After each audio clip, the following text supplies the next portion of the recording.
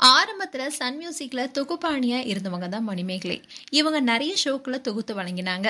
Manimekalai dance மாஸ்டரான ஹுசைனை காதலிக்க ஆரம்பிச்சதுக்கு அப்புறமா 2 பேரும் தங்களுடைய காதலை வீட்டுல தெரிவிச்சு திருமணம் செய்வதா இருந்தாங்க. ஆனா ஹுசைன் வேறு மதம்ங்கிறதுனால மணிமேகலுடைய வீட்டுல எதிர்ப்பு தெரிவிச்சாங்க. இதனால 2 பேரும் வீட்டை எதிர்த்து 2017 பதிவு திருமணம் செய்துக்கிட்டாங்க. திருமணத்துக்கு அப்புறமா ஒருவர் புரிந்துகிட்டு சந்தோஷமா வாழ்ந்து வந்தாலும் பெத்தவங்களுடைய துணை இல்லாம ரொம்பவே வாழ்க்கையில கஷ்டப்பட்டதா மணிமேகலை ஒரு இன்டர்வியூல சொல்லியிருந்தாங்க. ஏன்னா அவங்க எதிர்பார்த்தபடி ஒரு நல்ல நிலைமைக்கு நாங்க இன்னும் செல்லல. எங்களுடைய இலக்கை அடைஞ்சதுக்கு அப்புறமா அவங்க கிட்ட பேச முயற்சி செய்வோம். இப்போ நாங்க பேசினா நாங்க அவங்க கிட்ட ஏதாவது எதிர்பார்க்கணும்னு அவங்க தவறா நினைக்க வாய்ப்பு இருக்குன்னு வருத்தப்பட்டு பேசியிருப்பாங்க ஆரம்பத்துல மணிமேகலை. இந்நிலையில திருமணத்துக்கு அப்புறமா பொருளாதார ரீதியா ரொம்பவே கஷ்டப்பட்ட மணிமேகலை விஜய் டிவில ஜோடி நம்பர் 1 நிகழ்ச்சியில தன்னுடைய கணவருடன் கலந்துகிட்டு அசத்தினாங்க. அதுக்கப்புறமா விஜய் டிவி நிகழ்ச்சியை தொகுத்து வழங்கும் வாய்ப்பு இவங்களுக்கு கிடைச்சது. மிஸ்டர் அண்ட் மிஸ்ஸஸ் சின்னத்திரையில கூட இவங்க கலந்துக்கிட்டாங்க. And cook with Comali season 1 நிகழ்ச்சியில கோமாளியை கலந்துக்கிட்டு ரணகலம் செய்தாங்க. குக் வித் கோமாளி நிகழ்ச்சியில வித்தியாசமான கெட்டப்ல ஒட்டுமொத்த அரசருடைய கவனத்தையும் ஈர்த்தாங்க. எப்படிப்பட்ட வேடம் போட்டாலும் அந்த கதாபாத்திரமாவே மாறி தன்னுடைய திறமையை வெளிப்படுத்துவது மணிமேகலுடைய தனி சிறப்பு.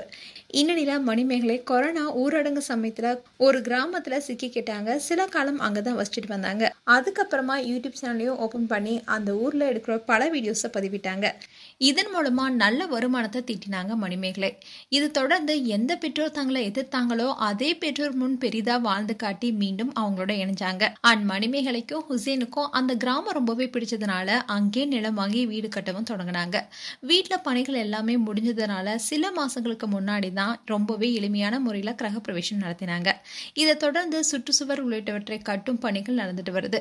சென்னையில வேலை இல்லாத சமயத்துல மணிமேகலையும் ஹுசைனும் அங்க போய் தங்களுடைய விடுமுறை நாட்களா கழிப்பதா வழக்கமா வச்சிருக்காங்க. அண்ட் குக் வித் கோமாளி நிகழ்ச்சியில கோமாளியா இருந்த மணிமேகலை அதுக்கப்புறமா தொகுப்பாணியா என்ட்ரி கொடுத்தாங்க. அதை தொடர்ந்து குக் வித் கோமாளி சீசன் 5 நிகழ்ச்சியிலையும் ரக்ஷனுடன் சேர்ந்து தொகுப்பாளரா களமிறங்கினாங்க.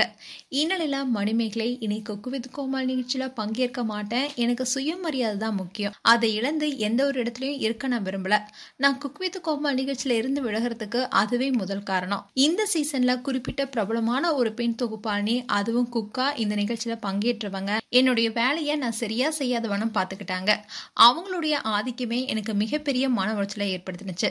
எனவே நான் குக் வித் கோமாளி நிகழ்ச்சியிலிருந்து விலகிறேன், வாழுங்க, மற்றவங்களையும் வாழ விடுங்க, கடுமையா உழையுங்கன்னு குறிப்பிட்டிருந்தாங்க. மணிமேகலுடைய இந்த திடீர் அறிவிப்பு ரசிகர்களுக்கு பெரும் அதிர்ச்சியை ஏற்படுத்திய நிலையில தொடர்ந்து 4 நாட்களா எக்ஸ்தலத்துல ட்ரெண்டிங்ல இருந்தாங்க மணிமேகலை. மேலும் மணிமேகலைக்கு ஆதரவா பலரும் பல கருத்துக்களை வெளியிட்டு வராங்க. வாழ்க்கையில பல துயரங்களை தாண்டி இந்த அளவுக்கு இப்ப முன்னேறி இருக்காங்க மணிமேகலை. மேலும் மணிமேகலை குறித்து உங்களுடைய கருத்துக்களை கமெண்ட் செக்ஷன்ல சொல்லுங்க. இது போன்ற வீடியோஸை பார்க்க நியூஸ் தமிழ் சேனலை சப்ஸ்கிரைப் பண்ணுங்க. மறக்காம நோட்டிபிகேஷன் பட்டனை கிளிக் பண்ணுங்க.